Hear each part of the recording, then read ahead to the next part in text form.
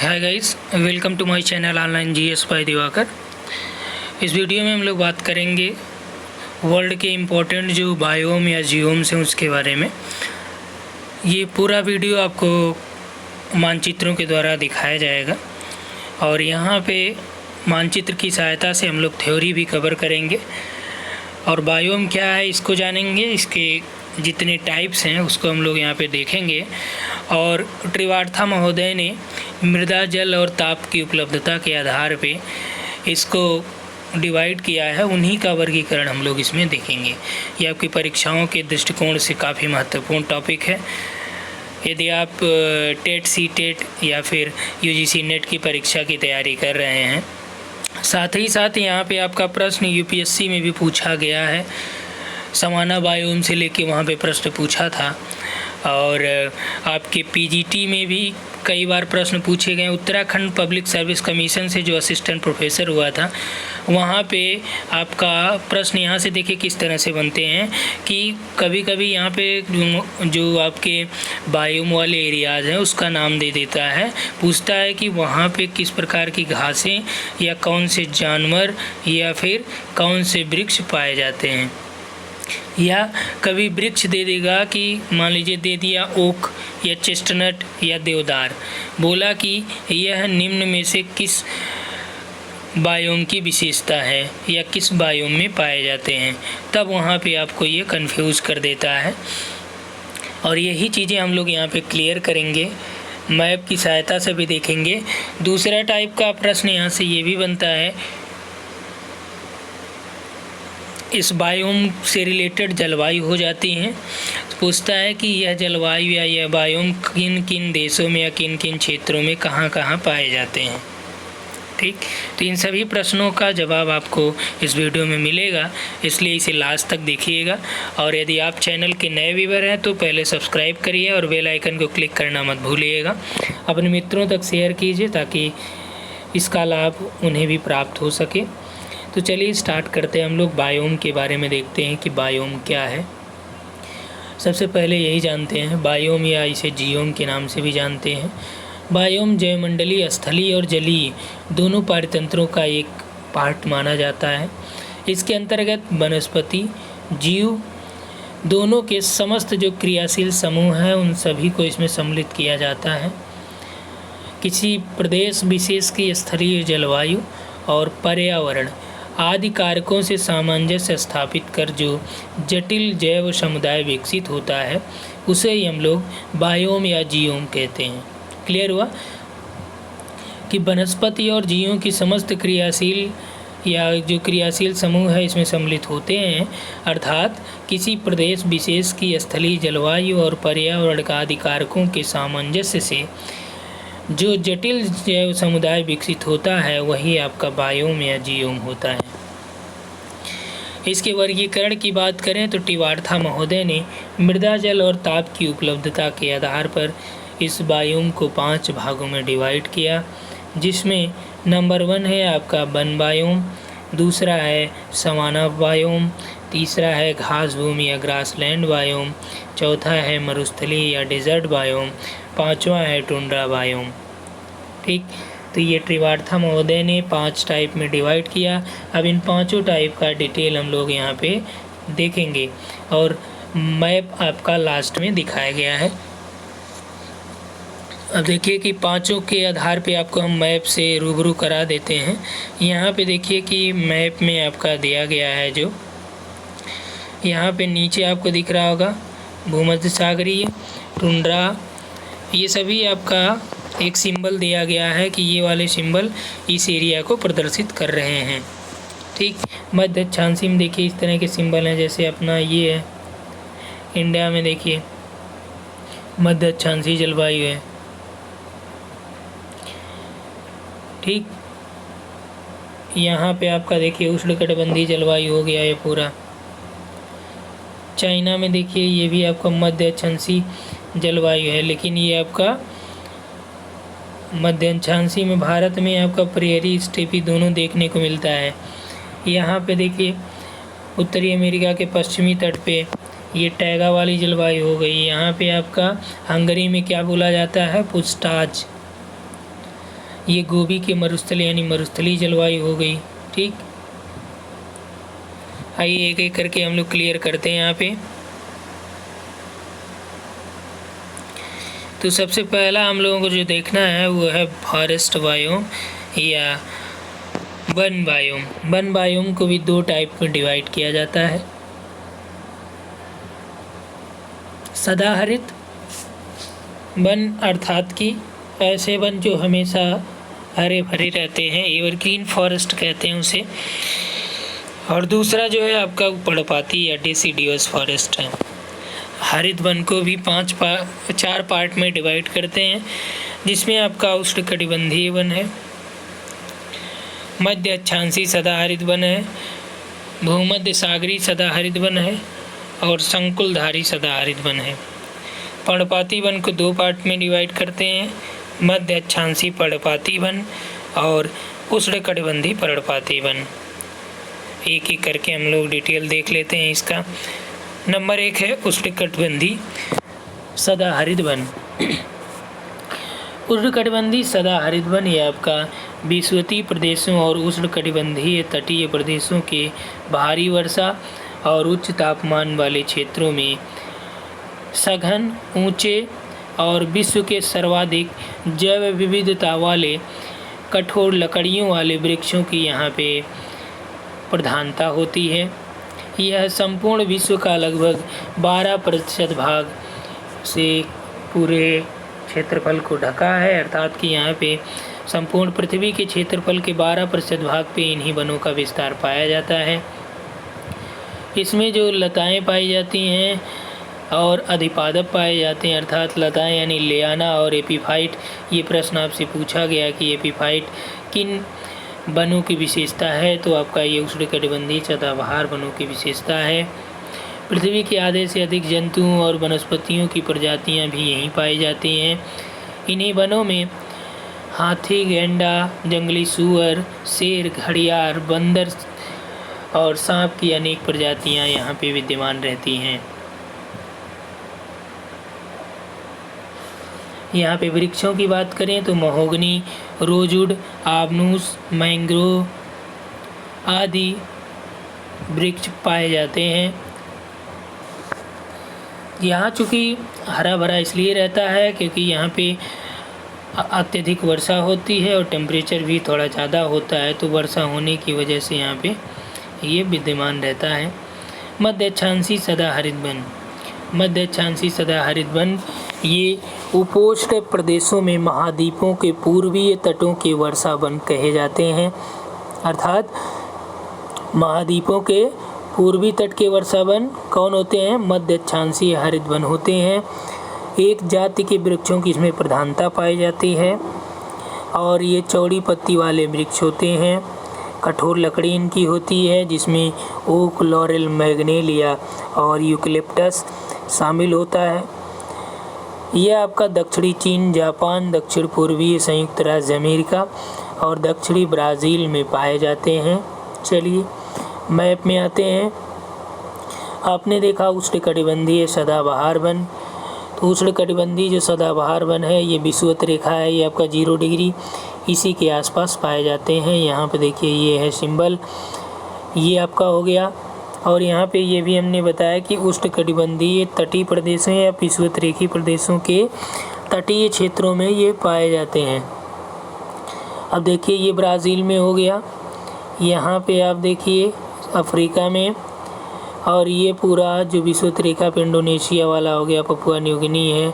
ठीक, क्लियर हुआ?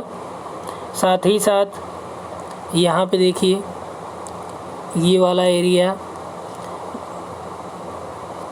ये सभी यहाँ पे आपके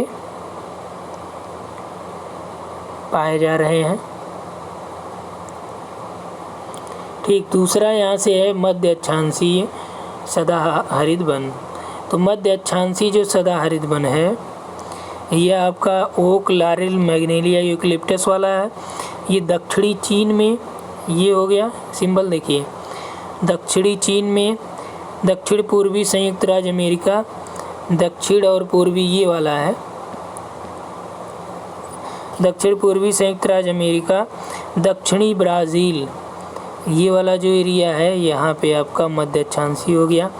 दक्षिणी ब्राज़ील और जापान, यहाँ पे देखिए जापान है, यहाँ पे भी मध्य अक्षांशीय सदाहरित वन पाए जाएंगे।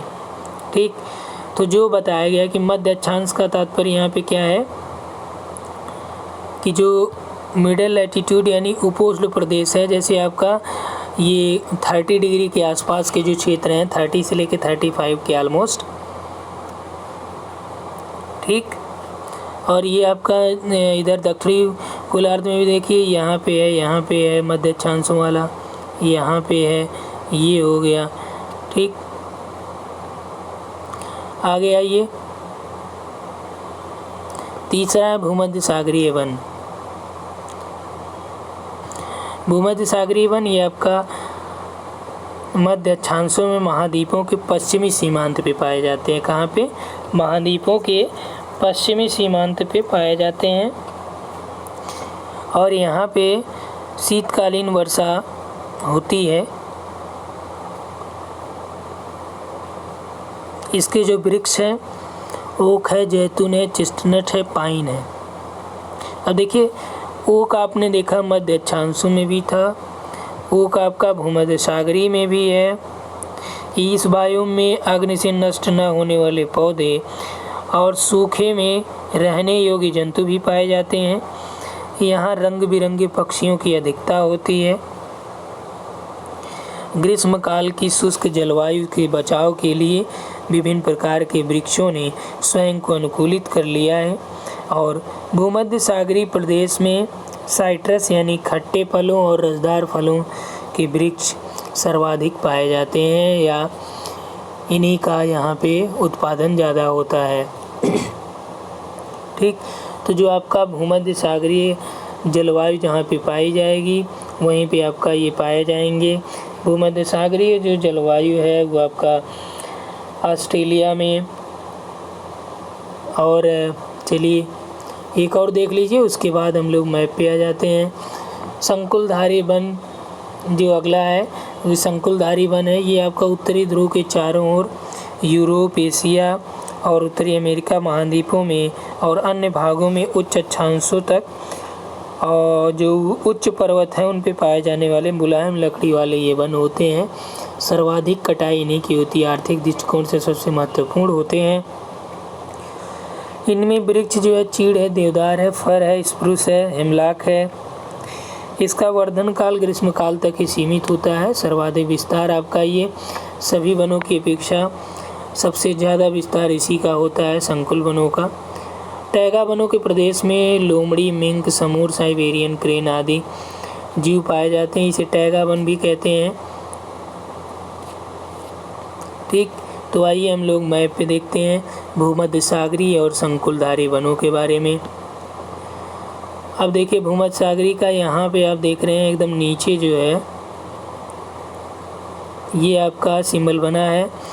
भूमध्य सागरीय एक तो आपका हो गया यहाँ पे क्लियर भूमध्य सागर और उसके निकट कैलिफोर्निया में भी भूमध्य सागरीय जलवायु पाई जाती है, मध्य चिली में यहाँ पे, और ऑस्ट्रेलिया में भी, पश्चिमी ऑस्ट्रेलिया है, दक्षिण पश्चिमी कह सकते हैं, यहाँ पे भी ये जलवायु पाई जाती है। तो यहाँ पे भी इन वृक्षों की अधिकता पाई जाएगी। क्लियर हुआ? ठीक, और अगला जो यहाँ पे है वह है आपका संकुलधारी वन। संकुलधारी या कोणधारी जो वन है इसका सिंबल ये दिया गया है। तो कोणधारी वनों के सिंबल की बात करें तो यहाँ पे आइए देखते हैं हम लोग, ये विषुवत-रेखीय क्षेत्र के होते हैं, लेकिन यहाँ पे दिया है कि उत्तरी ध्रुव के चारों ओर का जो एरिया होता है, यूरोप हो गया, तो उत्तरी ध्रुव कहाँ पे है कोणधारी की, यही देखिए ये टैगा वन है। ऊपर यहाँ पे आपका टुंड्रा हो जाता है, तो इसको भूल जाइएगा टुंड्रा को। ये आपका टैगा है, यहाँ पे संकुल या कोणधारी पाए जाएंगे, यहाँ पे आपका विद्यमान रहेगा। ठीक, और ये आपका यूरोप वाला पार्ट है, यहाँ पे भी पाया जाएगा। क्लियर। अगला है पर्णपाती वन। पर्णपाती वन दो टाइप का हमने देखा था, ये वन बायोम की हम लोग बात कर रहे हैं अभी। तो पर्णपाती में आपने दो टाइप का देखा था, एक आपने देखा कि मध्य अक्षांशीय पर्णपाती वन। तो मध्य अक्षांशीय पर्णपाती वन जो होता है ये शीतल जलवायु के तटीय प्रदेशों में इनकी जो अधिकता है वो पाई जाती है। उत्तर पूर्वी अमेरिका, दक्षिणी चिली आदि में इन वनों का विस्तार होता है। इनमें जो वृक्ष पाए जाते हैं ओक है, वालनट है, मैपल है, एस है, चेस्टनट है। ठीक। उष्णकटिबंधीय मानसूनी पर्णपाती वन की बात करें तो ब्राज़ील, एशिया, मध्य अमेरिका और उत्तरी ऑस्ट्रेलिया में पाए जाते हैं। ये सागौन, शीशम, साल, बांस ये इनकी विशेषता होती है। उष्णकटिबंधीय सदाबहार वनों के बाद सर्वाधिक जो जैव विविधता होती है वो आपका उष्णकटिबंधीय पर्णपाती मानसूनी वनों में ही पाई जाती है। ठीक। तो इनकी जो विशेषता सागौन, शीशम ये आपके मानसूनी वन की विशेषता है। ये आप देख सकते हैं भारत के संदर्भ में। ठीक। आइए इन दोनों को हम लोग मैप के थ्रू देख लेते हैं। मध्य अक्षांशीय पर्णपाती वन, चलिए यहाँ पे हम लोग देखते हैं मध्य अक्षांशीय पर्णपाती वन जो हमने बात की आपसे, और दूसरा है उष्णकटिबंधीय पर्णपाती मानसूनी वन।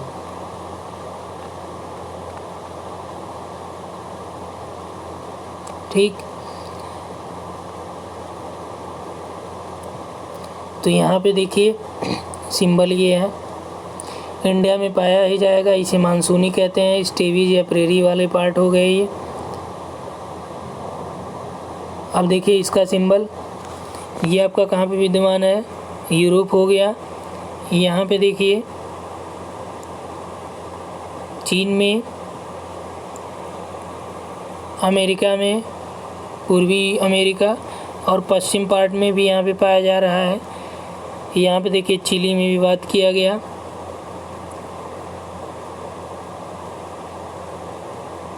क्लियर।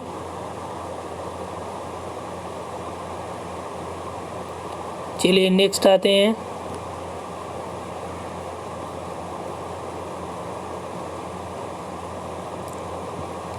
मध्य अक्षांशीय प्रेरीज आपने देख ही लिया है। ये जो मध्य अक्षांशीय ये अर्ध शुष्क वाले हैं प्रेरी स्टेपी, जो ये यहाँ पे दिया है ये आपका जो ये लिखा गया है ये भूल जाइएगा, अभी हम लोग केवल यही देख रहे हैं, आगे देखेंगे तो इसको समझिएगा। ठीक। अब आते हैं सवाना के बारे में देखते हैं।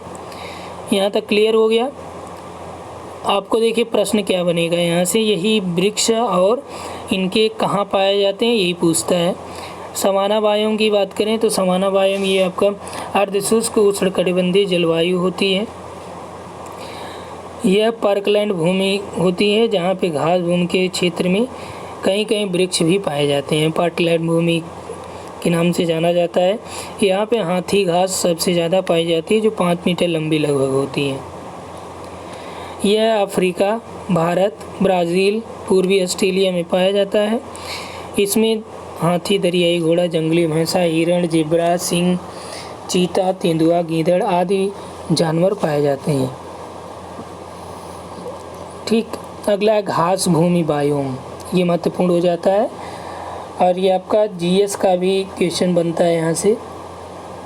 घास भूमि बायोम में आपका अर्धशुष्क महाद्वीपीय घास भूमियाँ हैं, मध्य अक्षांशीय आर्द्र घास भूमियाँ हैं।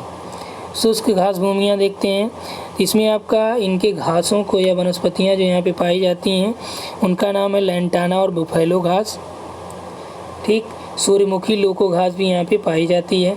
इन छोटे घास के मैदानों को यूक्रेन और दक्षिणी पश्चिमी रूस में स्टेपी के नाम से जानते हैं। दक्षिणी अफ्रीका में इसे वेल्ड के नाम से जाना जाता है। ब्राज़ील में कैम्पोज के नाम से इसे जानते हैं, कंपोज। ठीक। अर्धशुष्क महाद्वीपी और मध्य अक्षांशीय आर्द्र भूमियों में यह उपोष्ण आर्द्र भूमियाँ जलवायु प्रदेशों के ऊंचे और सघन घास मैदानों में पाई जाती हैं।